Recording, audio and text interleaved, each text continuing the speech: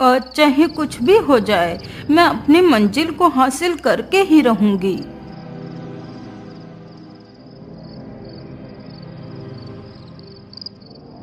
डायन चलते चलते एक बड़े से पेड़ के पास पहुंचती है। हे जादुई छड़ी, मुझे इस पेड़ के भीतर ले चलो। इतना कहते ही बुढ़िया अपनी शक्तियों से उस पेड़ के खोखले तने में प्रवेश करने की कोशिश करती है। अरे ये क्या, मैं इस पेड़ के अंदर जा क्यों नहीं पा रही हूँ? अरे दुष्ट डायन, तुझे क्या लगता है तेरे जैसी दुष्ट डायन इस पेड़ के अंदर जा सकती है? तो ये तेरी भूल है। इस वृक्ष के अंदर सिर्फ वही जा सकता है जो सच्चा और ईमानदार है। अच्छा, तो ये बात है, इसी वजह से आज तक मैं इस पेड़ के अंदर नहीं जा सकी। अब मुझे कुछ भी करके ऐसे इंसान को ढूंढना ही होगा। इतना बोलकर डायन वहां से गायब हो जाती है।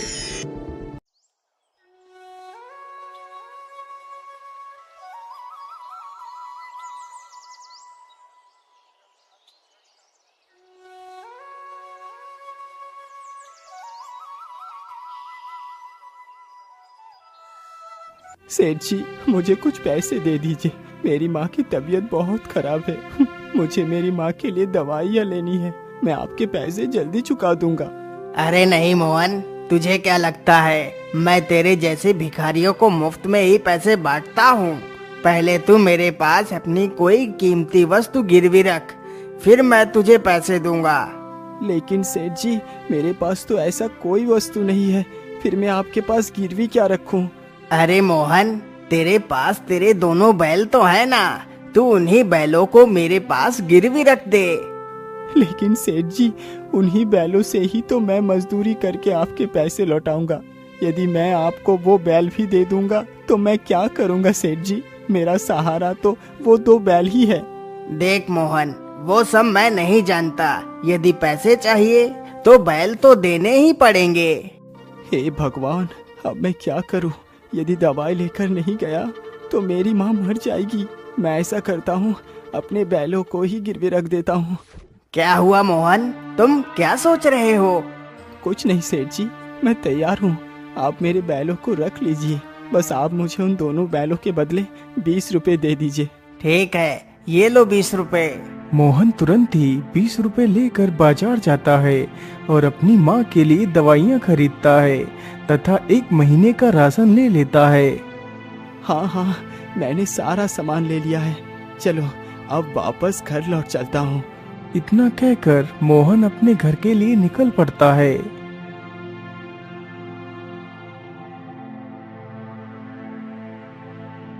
मोहन जल्दी ही अपने घर पहुंच जाता है। देखो माँ, मैं तुम्हारे लिए दवाइयाँ और पूरे 1 महीने का राशन ले आया हूँ। लेकिन बेटा, इतने सारे पैसे तुम्हारे पास आए कहाँ से? माँ, हमारे पास और कोई दूसरा रास्ता नहीं था, इसीलिए मैंने अपने दोनों बैलों को सेठ के पास गिरवी रख दिया। माँ, मैंने सोच लिया है कि मैं आज ही शहर को चला जाता हूँ और पूरे 1 महीने तक शहर में ही पैसे कमाऊंगा। फिर वापस अपने गांव आ जाऊंगा और अपने दोनों बैलों को वापस ले लूंगा। अच्छा ठीक है बेटा, तुम्हें जैसा भी ठीक लगे वैसा ही करो। अच्छा माँ, अब मैं चलता हूँ। तुम अपना ख्याल रखना, मैं जल्दी ही लौट कर आऊंगा। इतना कहकर मोहन पोटली में कुछ सूखी रोटियां बांधता है और शहर के लिए निकल पड़ता है।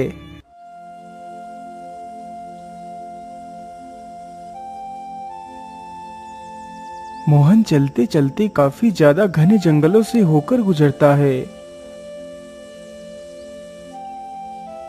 अरे राम राम राम, मैं तो चलते चलते कितना ज्यादा थक गया हूँ। मैं ऐसा करता हूँ, इसी पेड़ के नीचे चलकर थोड़ा सा आराम कर लेता हूँ और कुछ खा पी लेता हूँ, फिर आगे चलूँगा। इतना सोचकर मोहन पेड़ के नीचे ही बैठ जाता है और अपनी वही सूखी रोटियों की पोटली को खोलता है।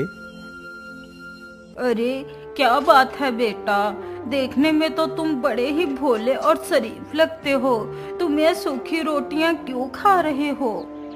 क्या करूं माता जी, इस गरीबी ने मुझ पर इतना बड़ा जुल्म ढाया कि मैं एक वक्त का खाना भी नहीं खा सकता। इसीलिए मुझे जो कुछ भी मिल जाता है वही मेरे लिए पर्याप्त है। अरे बेटा, ये तो बड़े ही दुख की बात है। वाकई गरीबी जीवन का सबसे बड़ा अभिशाप है। वैसे तुम जा कहाँ रहे हो? माँ जी, मैं शहर जा रहा हूँ ताकि कुछ पैसे कमा सकूँ। यदि तुम मेरी बात मानो तो तुम्हें शहर जाने की कोई आवश्यकता नहीं पड़ेगी। तुम यहीं पर इतना सारा धन प्राप्त कर सकते हो जो तुमने कभी सपने में भी नहीं सोचा होगा। लेकिन इतना सारा धन यहाँ पर कैसे मिल सकता है? मैं कुछ समझा नहीं। बेटा, इसके लिए तुम्हें ज्यादा कुछ नहीं करना। तुम उस बड़े से पेड़ को तो देख रहे हो। उसी पेड़ में एक खोखला तना है। मैं तुम्हें अपने जादू से उस खोखले तने के भीतर भेजूंगी। उस पेड़ के अंदर एक गुफा है जिसमें 3 दरवाजे हैं। एक दरवाजे में तांबे के सिक्के हैं और दूसरे में चांदी के सिक्के हैं तथा तीसरे में सोने के सिक्के हैं। तुम्हें जो भी सिक्के चाहिए हों तुम अपनी मर्जी के हिसाब से ले सकते हो। लेकिन माताजी, आप ये सब मुझे क्यों बता रही हैं, जबकि आप खुद उस सारे सोने को निकाल सकती हैं? बेटा, यदि मैं उस पेड़ के अंदर जा पाती तो कब की चली गई होती। यदि तुम जाने के लिए तैयार हो तो बोलो। तुम जो भी सोना लेकर आओगे उसमें से मुझे कुछ भी नहीं चाहिए। तुम बस मेरे लिए उस चकमक डिबिया को ले आना। क्या करूं? शायद ईश्वर ने मेरे मदद के लिए इस बूढ़ी माँ को भेजा है। मैं इनकी बात को मान लेता हूँ। क्या हुआ बेटा, तुम क्या सोच रहे हो? कुछ नहीं माताजी, मैं तने के अंदर जाने के लिए तैयार हूँ। तो फिर ठीक है, चलो मेरे साथ। इतना बोलकर वह बूढ़ी महिला मोहन को उस पेड़ के पास ले जाती है। क्या तुम तैयार हो अंदर जाने के लिए? हाँ हाँ, मैं तैयार हूँ। तो फिर ठीक है, यह जादुई औषधि अपने पास रखो। जब तुम पेड़ से बाहर आना तब इस बोतल की ढक्कन खोलकर जादुई औषधि को अपने ऊपर डाल लेना तो तुम बाहर आ जाओगे। उस बूढ़ी महिला से मोहन उस जादुई बोतल को ले लेता है। तभी वह जादूगरनी अपनी छड़ी से मोहन को तने के अंदर भेज देती है।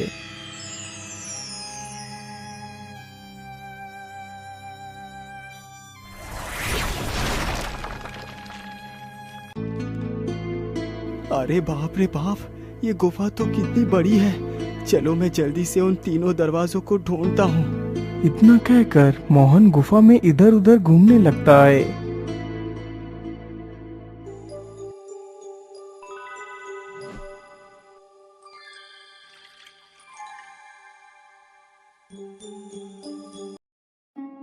मोहन गुफा के भीतर काफी देर तक इधर उधर घूमता है, लेकिन उसे वह 3 दरवाजे कहीं भी दिखाई नहीं देते। ओहो, इतनी देर से मैं इस गुफा में घूम रहा हूँ, लेकिन अभी भी मुझे वो 3 दरवाजे नहीं मिले। पता नहीं वो 3 दरवाजे कहाँ हैं। मोहन इतना कह ही रहा था कि तभी उसकी नजर नीचे जमीन पर पड़ती है।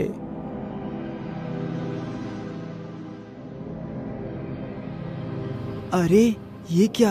ये तो एक गिलहरी है और इसने तो अपने मुंह में एक सोने का सिक्का दबा रखा है। इसका मतलब जिस ओर से ये गिलहरी आ रही है उस ओर ही वो 3 दरवाजे हैं। मुझे उस ओर ही चलना चाहिए।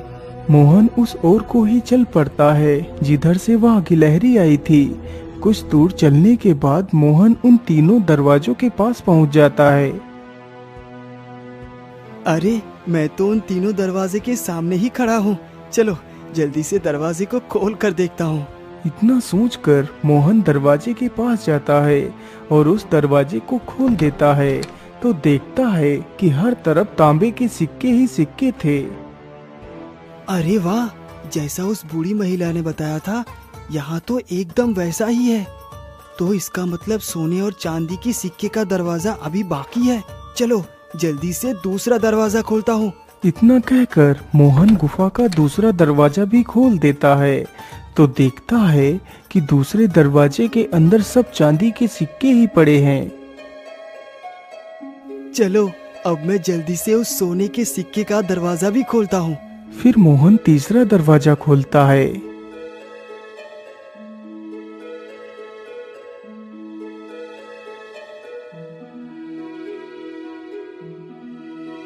अरे बाप रे बाप, यहाँ तो सब सोना ही सोना है। कहीं मैं कोई सपना तो नहीं देख रहा? अरे नहीं नहीं, ये कोई सपना नहीं है, ये हकीकत है। चलो जल्दी से मैं सोने के कुछ सिक्के ले लेता हूँ। मोहन जल्दी जल्दी सोने के सिक्के अपने पोटली में भरने लगता है। हाँ हाँ, इतना सोना मेरे संपूर्ण जीवन के लिए पर्याप्त है। वैसे मैंने सोना तो ले लिया, लेकिन वो चकमक डिबिया कहाँ है? तभी उसकी नजर एक चमकदार वस्तु पर पड़ती है। अरे वाह, ये तो कितना चमक रही है। मुझे तो लगता है यही वो चकमक डिबिया है।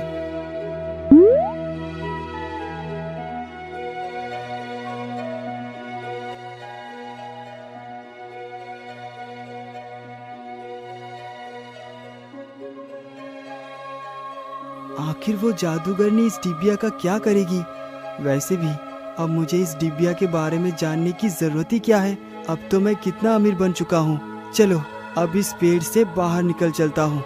इतना कहकर मोहन उस जादुई बोतल के ढक्कन को खोलकर उसमें भरी जादुई औषधि को अपने ऊपर डालता है।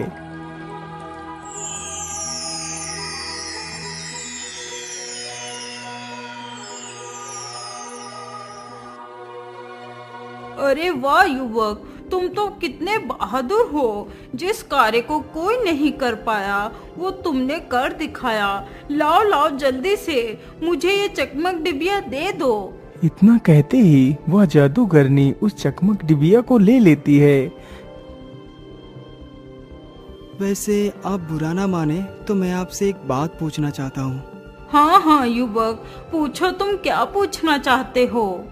मैं बस ये जानना चाहता हूँ कि आखिर ऐसा क्या है इस डिबिया में जो आपने इस डिबिया को ही चुना? अरे युवक, तो इस डिबिया के बारे में ना ही पूछ तो ठीक है। अच्छा अब मैं चलती हूँ। इतना बोलकर जादूगरनी गायब हो जाती है।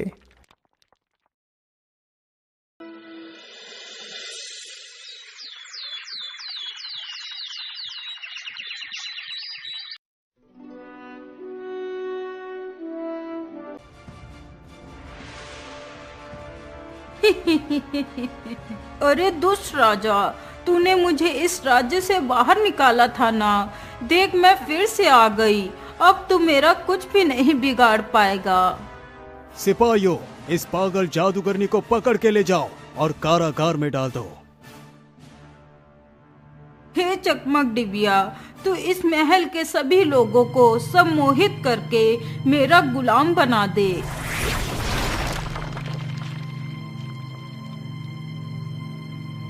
राजमहल के सभी लोग उस जादूगरनी के वश में हो जाते हैं।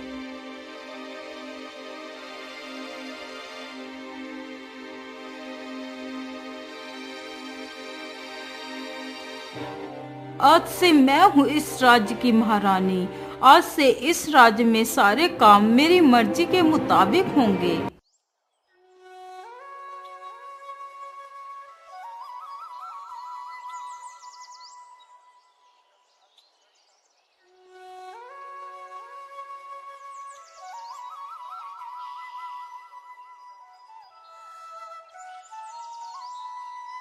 आज तो शिकार ढूंढते ढूंढते कितना समय गुजर चुका है, लेकिन अभी भी कोई शिकार दिखाई नहीं दिया। शिकारी यह सारी बातें सोचते हुए जा रहा था, तभी उसके कानों में कुछ आवाज आती है। अरे ये कैसी आवाज है? मुझे तो लगता है कोई जानवर कुछ खा रहा है। अरे ये आवाज तो उन झाड़ियों की तरफ से आ रही है। चलो चल कर देखता हूँ। शिकारी चुपके से झाड़ियों के पीछे जाकर देखता है तो एक सुअर तरबूज के कुछ फल खा रहा होता है। अरे वाह वाह वाह, शिकार तो मिल गया। इसका शिकार करने के बाद तो मुझे पूरे 1 हफ्ते तक शिकार करने की कोई आवश्यकता नहीं पड़ेगी। इतना कहकर शिकारी अपना धनुष बाण संभालता है और उस सुअर पर निशाना लगाता है और अपना तीर उस सुअर के ऊपर छोड़ देता है। तीर छूटते ही सुअर के शरीर में जा लगता है। तभी सुअर अपनी पूरी शक्ति के साथ वहां से भागता है। सुअर को भागता देख शिकारी भी उसके पीछे पीछे भागता है। सुअर भागते भागते एक किसान के खेत में जा गिरता है। जिस किसान के खेत में सुअर जा गिरा था वह किसान बहुत ही कपटी था। अरे बाप रे बाप, इतना बड़ा सुअर मेरे खेत में आ गिरा, आनंद ही आ गया, आज तो मेरी दावत ही हो गई है। इतना कहकर किसान उस सुअर को अपने कंधे पर उठा लेता है। तभी वहाँ पर वह शिकारी भी आ जाता है। अरे भाई, ये शिकार तुम कहाँ ले जा रहे हो? ये शिकार तो मेरा है, इसको मैंने मारा है। अरे नहीं भाई, यह शिकार मेरा है, क्योंकि यह शिकार मेरे खेत में आकर मरा है, तो इसलिए यह शिकार तो मेरा ही हुआ ना। अरे नहीं भाई, आप ये कैसी बातें कर रहे हैं? ये शिकार तो मैंने किया है, इसीलिए ये मेरा है। नहीं, यह शिकार मेरा है, मैं इसे नहीं दूंगा। इसी बात को लेकर दोनों में काफी ज्यादा बहस हो जाती है। अरे भाई, क्या बात है? आप लोग आपस में क्यों बहस कर रहे हैं? अरे देखिए ना भाई, इस सुअर को मैंने मारा है, लेकिन ये व्यक्ति मुझे मेरा शिकार नहीं दे रहा। नहीं, यह शिकार मेरा है, मैं इसे नहीं दूंगा। फिर वह दोनों अपनी अपनी बात उस व्यक्ति को बताते हैं। उन दोनों की बात सुनकर वह व्यक्ति भी घबरा जाता है कि वह किसके पक्ष की बात करे। अरे भाई, आप लोग आपस में ही झगड़ा मत करो, तुम दोनों राजा के पास चले जाओ, वो तुम दोनों का फैसला जरूर कर देगा। इतना सुनकर दोनों व्यक्ति राजा के पास जाते हैं और अपनी अपनी समस्या उस डायन को सुनाते हैं। ओहो, अब मैं क्या फैसला सुनाऊं? मैंने तो कभी भी कोई फैसला किया ही नहीं। महारानी जी, आप कुछ बोल क्यों नहीं रही? ये शिकार मेरा है। अरे नहीं दुष्ट शिकारी, यह शिकार उसी का है जिसकी जगह पर ये जाकर गिरा है, इसलिए यह शिकार तुम्हारा नहीं है। उस जादूगरनी ने फैसला उल्टा सुना दिया। बेचारा शिकारी दुखी होकर वहां से चला जाता है और फिर से जंगल की ओर जाता है।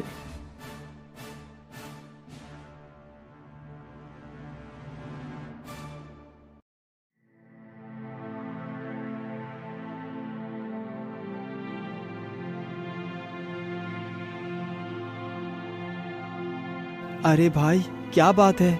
आप इतना उदास होकर क्यों बैठे हैं? फिर शिकारी अपनी सारी दास्तान मोहन को सुनाता है।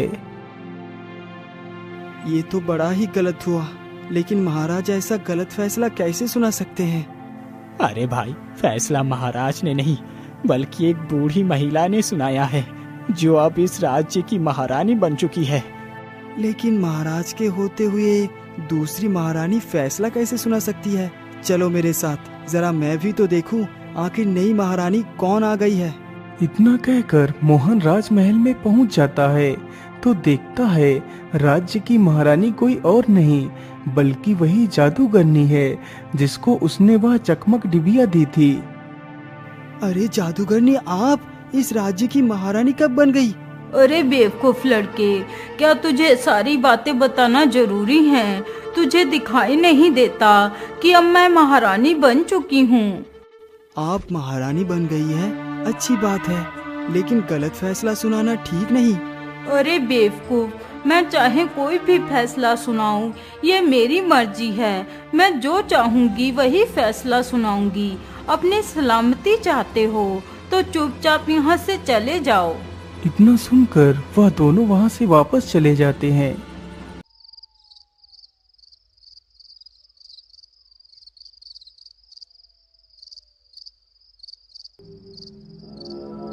आखिर ये डायन जादूगरनी इस राज्य की महारानी कैसे बन सकती है? मुझे इसका पता लगाना ही होगा। कहीं ऐसा तो नहीं वो जादूगरनी उस चमक डिबिया की मदद से ही ये सब कुछ कर रही है? मैं ऐसा करता हूँ, उसी स्थान पर चलकर देखता हूँ, हो सकता है कोई सबूत मिल जाए। मोहन रात्रि में ही उस स्थान के लिए निकल पड़ता है।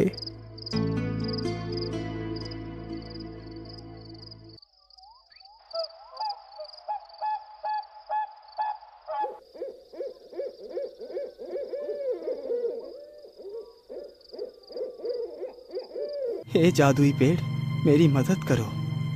अरे भाई, क्या बात है? तुम इस वृक्ष से क्या सहायता चाहते हो?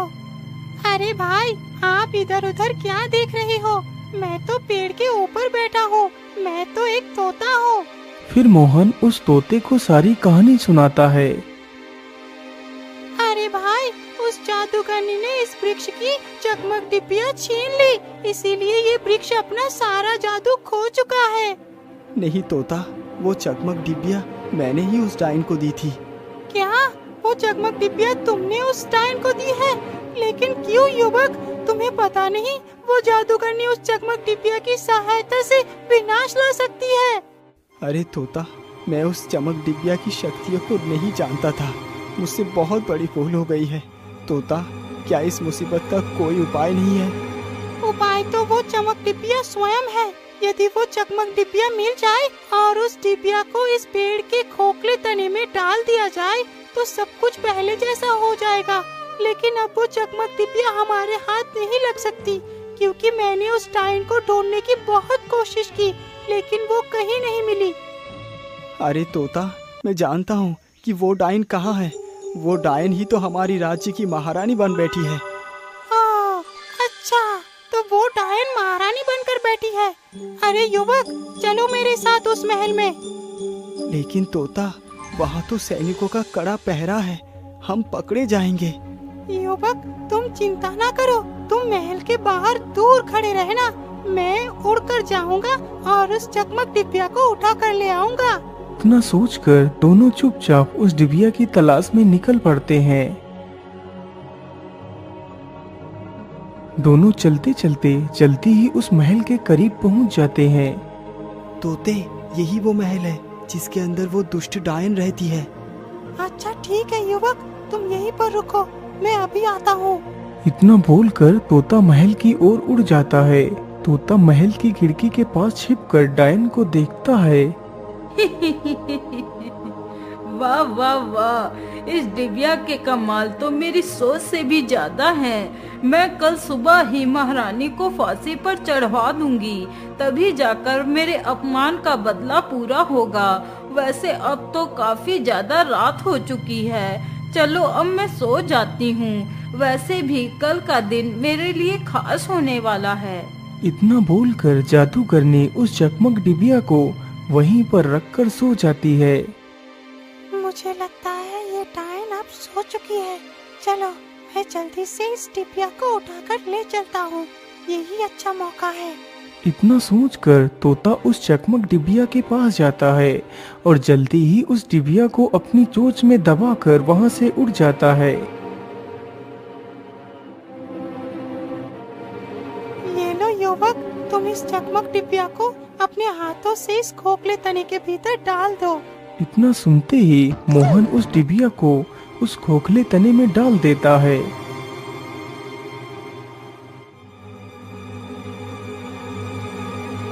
वाह युवक वाह, पहले चकमक डिबिया को ले जाते हो और फिर उसे वापस करते हो। मैंने तुम्हारे जैसा इंसान तो नहीं देखा।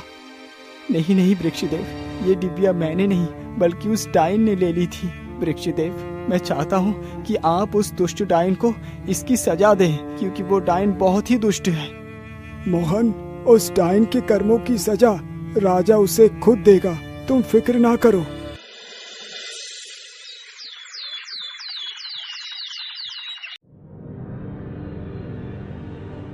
अरे महाराज, आपको इस कारागार में किसने डाला? आप रुकिए, मैं अभी आपको खोलता हूँ। अरे दुष्ट डायन, तुम मेरे शयन कक्ष में क्या कर रही है? सैनिकों, इस दुष्ट डायन को ले जाओ और कारागार में डाल दो। राजा का आदेश होते ही सैनिक उस डायन को ले जाकर कारागार में डाल देते हैं।